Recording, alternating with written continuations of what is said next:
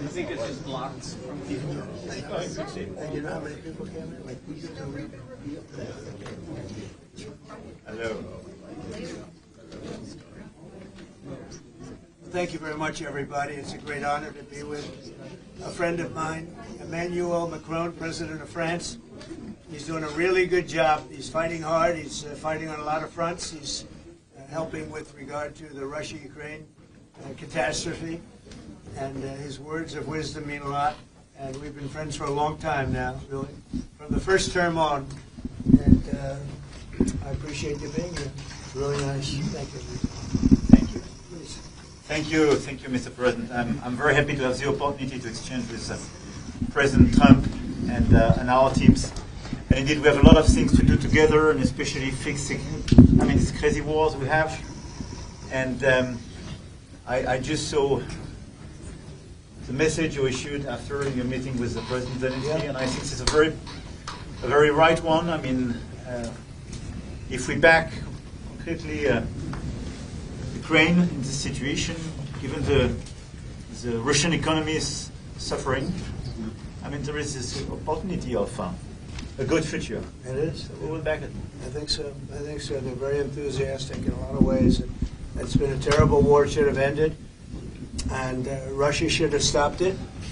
But they've been 3.5 years and they've gotten not so far. So we'll see what happens. But the other side can fight too. And they've proven that. Maybe it could be that Russia's a paper tiger. I don't know what they are. But 3.5 years of fighting and killing everybody, of killing 7,000 people a week. For nothing. For nothing. So it's a very sad situation. But most of you have seen the recent statement I put out a little while ago. And I'm glad you got it. But I feel that way. I really do feel that way. Let them get their land back. Yep. So we'll see how it all works out. And in the meantime, I hear France is doing well. And you're doing well. And he's been my friend. And we've gotten along on just about every subject there is to get along with. Other than on occasion, wine. I say, wouldn't you like to pay a couple of dollars to put the wine into America? But we've always treated you good, right? We will try to fix all these issues, but we had very good discussions. And I think peace as an objective everywhere, right. Ukraine as the Middle East is a common objective we have. So we will work hard on that. Emmanuel has actually helped me with a couple of the wars. We settled 7 wars. The biggest disappointment, but I think that'll happen eventually, is the Ukraine and Russia situation. But we've settled. I thought that was going to be the easiest one because of my relationship with Putin, but unfortunately that relationship didn't mean anything, unfortunately. But when I needed some advice and when I needed some help in terms of a country in that part of the world, you were always there. And you helped me settle some of these 7 wars. I'm very proud of the 7 wars, but you helped me settle them, and I appreciate that. Thank you very much. Any questions? President Macron just said that if you want the Nobel Prize, you should put an end to the war in Gaza. What's your response to that? Well, they say that all together. It's Gaza, it's Russia, it's everything. I think Gaza's going to come along. We're going to have a very important meeting, and my next meeting actually is going to be very important with leaders in the region. We're going to talk about Gaza. We're going to see if we can do something about it. We want to stop that. We want to get our hostages back, or their hostages back. We've gotten all of the American hostages, as you know, and Alexander, all of them have been back. Steve Witkoff's done a great job, and Marco always, and everybody.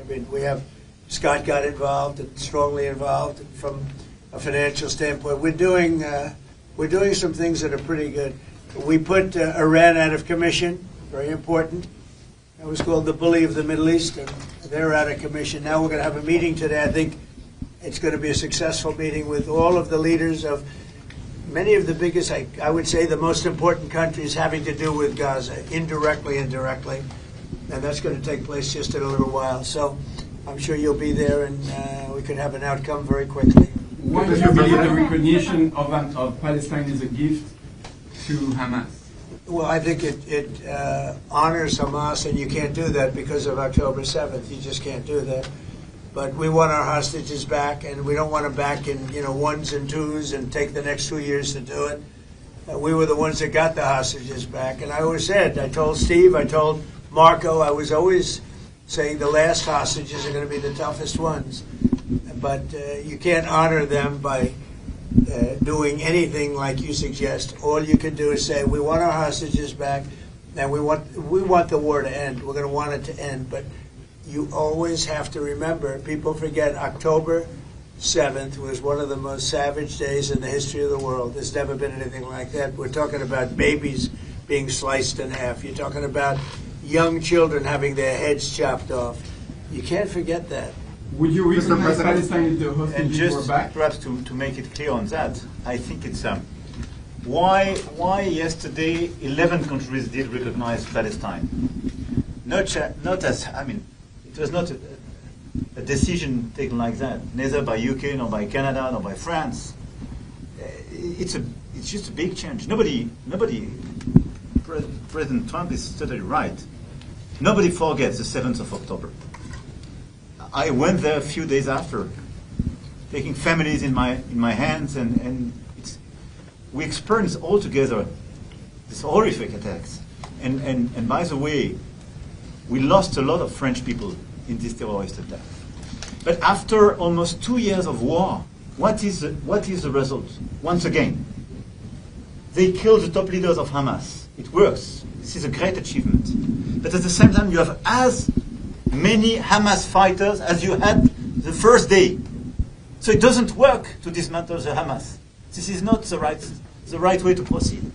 So we need a full-fledged process, and we work very hard on the day after, and I totally share the sequencing. The release of all hostages, the ceasefire, the resume of humanitarian aid, the day after in Gaza to stabilize the land. And we need a political perspective, and this is why we took this decision on recognition. Would you recognize Palestine if the hostages were back? Well, I have to say that I'm on the side of Israel. I've been on the side of Israel really my whole life. And we are going to get a solution, and it's going to be a solution hopefully that's good for everybody. But it's time to stop. We're going to have that very important meeting. I think the meeting we have coming up in the next hour is going to be one of the most important meetings that we'll have here. Now, we've had some important meetings. We've had some great meetings, and I understand where you are and where other people are too. And we just have to get this solved. We have to get the hostages back. We want to get the war over.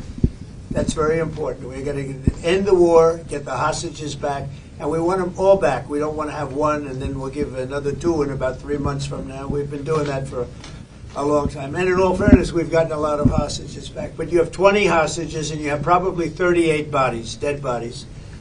And the people that I see, and I speak to Israeli families. I was speaking to American families before, but we got them back. But I speak to Israeli families, and they want the son who died. They want their dead son back as much as though he were alive. And it's an amazing thing to see, and it's a horrible thing actually to witness, but I've seen a lot. They just have 38 bodies, and we have to have them back, and we have to have them back immediately. Thank you very much, everybody. Thank you, Russ. Thank you, Russ. Thank you so much. Thank you, Russ.